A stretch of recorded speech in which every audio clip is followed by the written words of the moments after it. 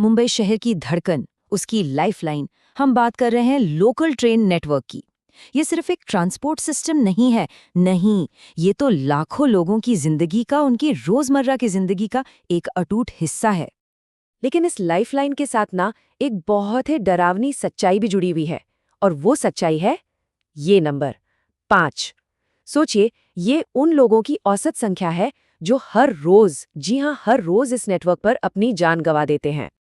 अब एक तरफ ये 5 का आंकड़ा है और दूसरी तरफ ये देखिए 75 लाख। इतने लोग हर रोज इस नेटवर्क पर सफर करते हैं। मतलब ये दुनिया के सबसे बिजी, सबसे व्यस्त शहरी रेल नेटवर्कों में से एक है। और बस यहीं से इस कहानी का असली टेंशन, असली तनाव शुरू होता है।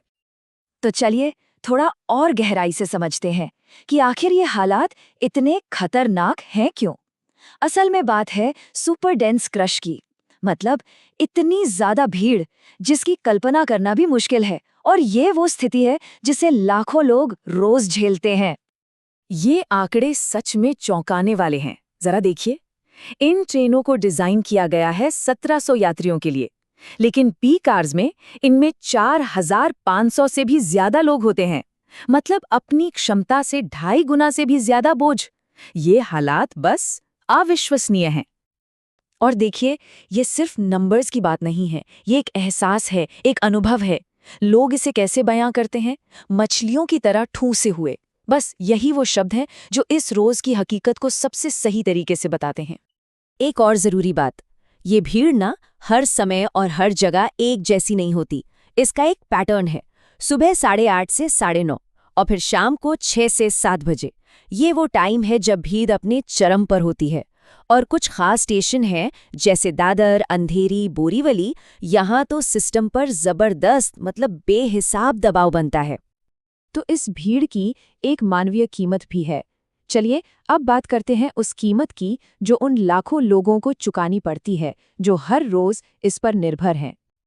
हर साल करीब करीब 2000 लोग, 2000 जानें जो इस नेटवर्क पर खत्म हो जाती हैं।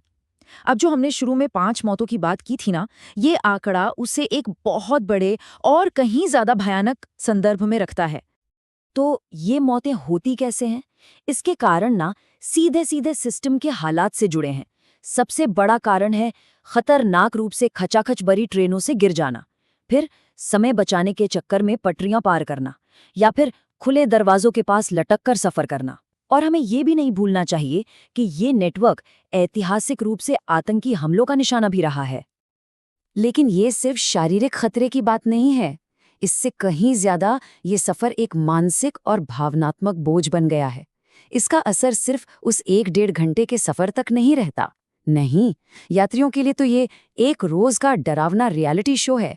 एक ऐसा स्ट्रेस, एक ऐसा तनाव जो उनके पूरे दिन पर, उनकी मेंटल हेल्थ पर भारी पड़ता है।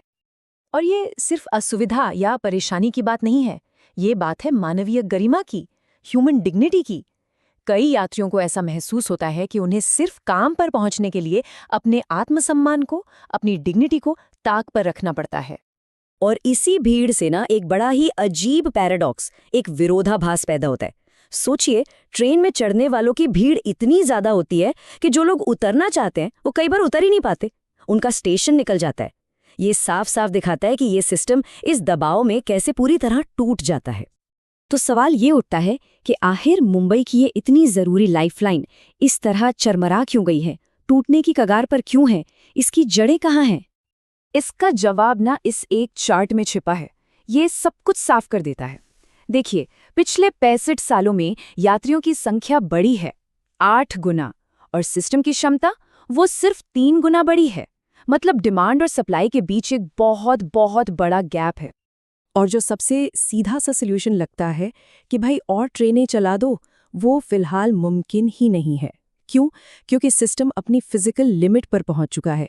पीक आवर्स के दौरान ट्रैक पर एक और ट्रेन चलाने की जगह ही नहीं है। इससे पता चलता है कि ये संकट कितना कितना गहरा है। तो क्या इसका कोई हल है?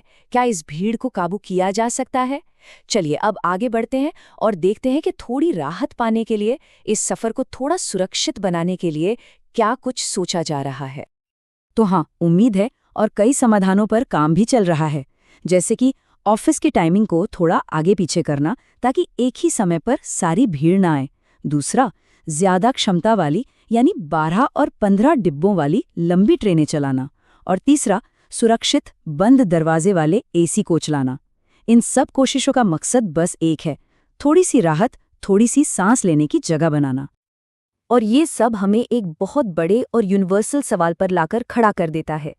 जैसे जैसे हमारे शहर लगातार बड़े हो रहे हैं, हम एक ऐसी ट्रांसपोर्ट व्यवस्था कैसे बना सकते हैं जो सिर्फ लोगों को एक जगह से दूसरी जगह न पहुंचाए, बल्कि उनकी ह्यूमन डिग्निटी का, उनके मानवीय गरिमा का भी सम्मान करे। ये एक ऐसी चुनौती है जिसका सामना आज सिर्फ मुंबई नहीं, बल्कि दुनिया भर के कई बड़े शहर कर रहे हैं।